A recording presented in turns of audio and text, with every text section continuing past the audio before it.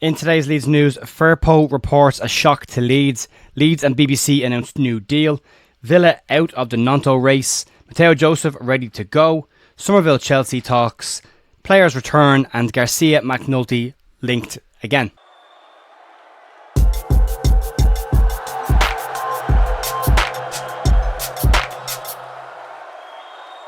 Morning folks, Jay here on Thursday morning the 18th of July with your Leeds United news. We'll have the podcast out at some stage this evening. We're trying to just organise a time to get that recorded today, or we'll go live with it later on this evening depending on what the situation is with everybody else.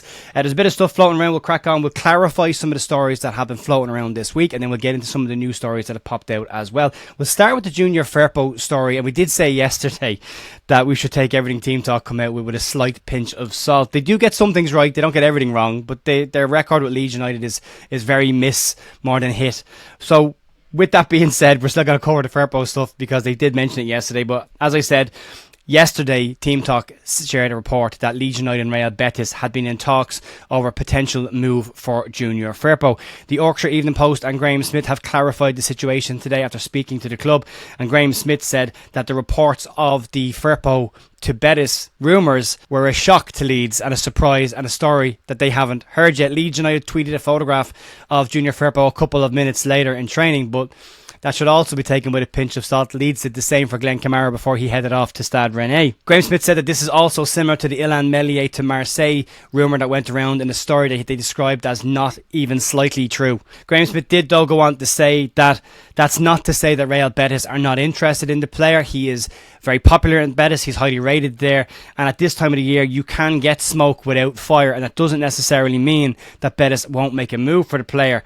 Firpo last season got 7 assists for Leeds in the second half of the season, and you can imagine what impact that could do for Leeds over an entire season. One of the first names on the team sheet by the end of last season. He's got 1 year left on his deal, and looks like Leeds are playing a risky game with the contract situation. They may let it run down before they see where they are next season. But Firpo himself wasn't in Betis yesterday for talks, despite some of the rumours that went around. He was in training. But this doesn't mean that Junior Firpo isn't heading off to any other club just yet. At the moment, Leeds are refuting the report that there was any contact between the two clubs, but that can change, and we've seen that already this season. And we go back to Connor Roberts last January. BBC contacted them early in the January window about the move, and they said there was nothing there, and then Connor Roberts joined Leeds at the end of the month. So there can be some stuff there, but we'll wait and see. We'll keep an eye on it. But right now, Leeds are saying there's nothing in that report at all about Firpo to Bettis just yet.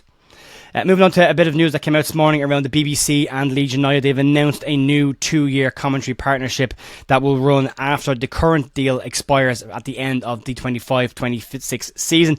BBC Radio Leeds will continue to provide live commentary for all Leeds home and away games, including cup matches as well. The matchday commentary team this year will consist of Adam Pope, with guests of former Leeds United managers Simon Grayson and Neil Redfern, along with former Leeds players Aidy White and John Newsom. Matches will broadcast on BBC Radio Leeds 92.4 FM. So I've listened to them for a very long time. It's very hard to get over here, but there's ways. But delighted to see that moving forward. Moving on to the Willie Gnonto situation, some clarity and updates on this. Aston Villa are now reported to have apparently moved away from Willie Gnonto as a target and are focusing on other players for next season. Everton are still labelled as the front runners to get a deal done, and according to Planet Sport, so pinch of salt with Planet Sport, they say that Everton have already made contact with Leeds United and they believe a fee of £22 million would get the deal done. It should also be said that Newcastle are said to be monitoring the situation, although have not formalised that into an offer yet.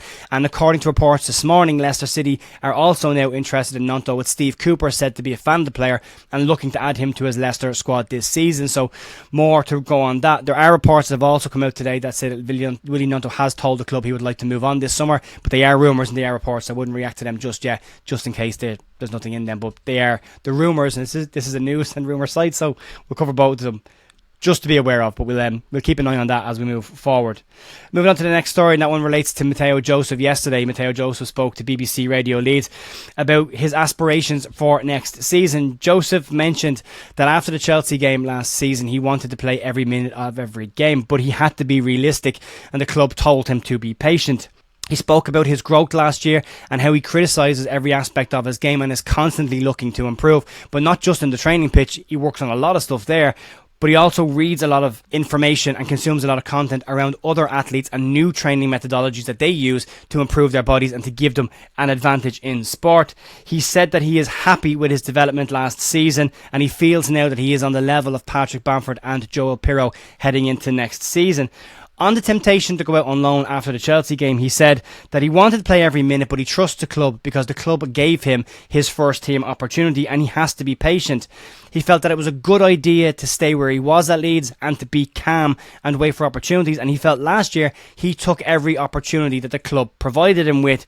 And he said that Leeds didn't get the job done last season and they know what they have to do this year. Joseph finished off by saying that he feels that this season will be his season. I know there's a lot of people feel the same way about Mato Joseph heading into next season, given the inconsistency in the number 9 position for Leeds last year and the impact that he made heading into a season now where he has a full breakout season under his belt. You would expect to see an awful lot more of Mato Joseph in the team and is likely to start against Harrogate tomorrow night as well. So one to watch and keep an eye on. There's match passes available on LUTV for that as well. If you're not aware, you can go and book that and go and watch the game tomorrow night. Moving on to the next story, and this one relates to the Creno Somerville stuff, and this is team talk again, so pinch of salt. We will cover them because they do get some stuff right, but they don't get everything right. But we will cover it because you never know which is the bit they're going to get right. So we'll crack on with this, and according to Team Talk, they claim the Creno Somerville agent has held talks with 2 clubs and the player's number 1 choice has now emerged. Team Talk sources claim that Chelsea have now spoken directly with Creno Somerville's agent and he remains a major target for them this summer. It also says in the report that Leeds fully expect Creno Somerville to exit the club, but on their terms and for a fee that they want. They claim that a fee of anything between £30 to £35 million could be enough, but a lot of the rumours that are out there claim that Leeds will hold out for over £40 million for the player. It also claims that talks between Somerville's camp and Stade Rennais did take place and have taken place, but Team Talk claim that Chelsea is the one to watch, and they claim that the player's preference would be a move to Chelsea should the opportunity arrive. There were some online rumours that the player himself is holding out for a move to Liverpool, but the Liverpool interest hasn't really developed to more than just rumoured interest right now. So as it stands right now, Chelsea seem to be in the main position to make a move for Summerville. And we said this yesterday, and this is like the key part with Gnonto and with Summerville. Until somebody puts a bid on the table, it's not likely to kick off at any point. It's likely to rumble till towards the end of the window.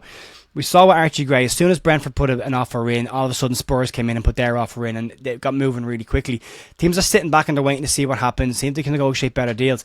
But if somebody was to put an offer on the table for Creno Somerville now, and Chelsea were seriously interested, that might kickstart them into action as well and move that forward, and then Leeds could then get the replacement that they're likely going to need for Creno Somerville in with plenty of time before the start of the season. The speed of this one's going to be important. I know other people have talked about this, but I really agree with this point. The speed of which Creno Somerville either stays at Leeds or leaves Leeds, and leaving is looking like the obvious choice, will either help or hinder the start of Leeds season. Leeds don't want a situation like they had with Sinistera last year, where he plays a couple of games, he's sticking around, then he's gone, and then you're trying to scramble to get some form of a replacement in on the last day of the window. So for Leeds' sake, if Creno Somerville is leaving Leeds and is going to go, the sooner that he goes, the quicker Leeds can move on and strengthen the position with a target to replace Somerville. But the longer it goes on, the longer it's likely to impact the start of the season. I'd love to see Cree stay. I'd love to see him stay at the club. I just don't think it's realistic. But I would very much be very happy person if we started the season with Creno Somerville in the team and the window came and went and he was still there. But it's widely expected that he'll go. Leeds will get a decent price from. But the sooner, the better that kicks in for everybody. Moving on to some player returns today, and just to clarify again some of the rumours that came out yesterday. I'm going to make sure I do this throughout the rest of the year as well. If we run a story that has some rumoured pieces in it, I will come back and clarify those bits. Brendan Aronson is due back in training with Leeds today. Probably won't be involved in the game tomorrow, but you should see something around today or tomorrow about the player back in training. Max Vober is also expected back this week, and contrary to the rumour that Leeds have asked Rasmus Christensen to stay away from the camp right now, Christensen is expected back in Thorpe Arch for pre-season training as it stands right now. And then moving on to the final story of the day, and this is the potential incoming for Leeds United. And back in late March, the Outlet AS reported that Leeds were interested in Anselmo Garcia MacNulty. Late last month, Voteball International also ran the story. Now, according to Estadio Deportivo, Leeds have said to have set their sights on getting a deal done. Estadio Deportivo, from a credibility perspective, they ran the initial story around Mark Gnonto Bettis, and they also ran the story about Diego Llorente Bettis as well, so they've some track record here.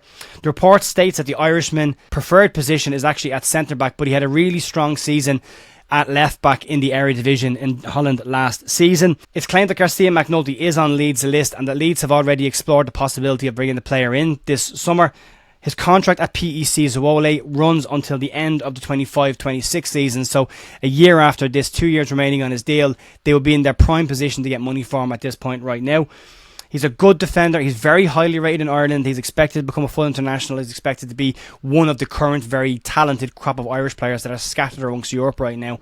He did come through the Real Betis Academy and had time with Wolfsburg before he then moved on to PEC Zwolle and had a full season last year and did really, really well for them. He's a very good defender. Left back, very comfortable. There's lots of little clips floating around about him as well. You can check them out as well. But he's 21. He's a very highly rated prospect. He's rated pretty highly right now as well. I think Garcia MacNulty would be a nice signing for Leeds United, but right now it is only still very much in a rumour, but it is coming from Estadio Deportivo, who have a decent track record, and we'll keep an eye on that one and update you on any more detail as and when we get it. That's going to be it for me today, folks. Massive thank you as always for supporting the channel. I'll see you tonight for the podcast, and if you're not into the podcast, I'll see you tomorrow morning for more Leeds news, and fingers crossed something starts to move on incomings. Enjoy the rest of your day.